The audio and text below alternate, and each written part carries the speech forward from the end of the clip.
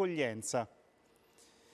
Ed è un'emergenza sempre più grave in tutto il mondo. In 10 anni è raddoppiato il numero delle persone costrette ad abbandonare la propria casa o il proprio paese. Pochissimi tra loro riescono a ricostruirsi una vita. Enrico Bona.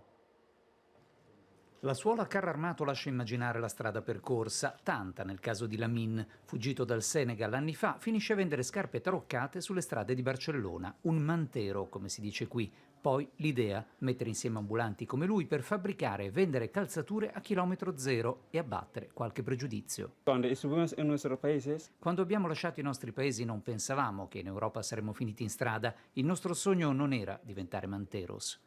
Una storia tra le tante, la sua. Secondo l'Agenzia ONU per i rifugiati, nel 2020 oltre 82 milioni di persone sono fuggite da guerre, violenze, persecuzioni e violazioni dei diritti umani, il doppio rispetto a 10 anni prima.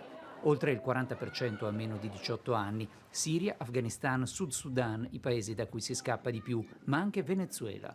Non tutti ottengono lo status di rifugiati, 4 milioni vivono nell'attesa di una risposta alla richiesta di asilo e 48 milioni sono sfollati all'interno del loro stesso paese, un numero cresciuto vertiginosamente a causa dei cambiamenti climatici e la pandemia rende tutto più complicato. Talvolta, come nel caso di Lamin, l'epilogo è positivo. Marta ha appena comprato un paio di scarpe, calzano come un guanto, dice, non vedo l'ora di indossarle. Dobbiamo imparare dal coraggio dei rifugiati.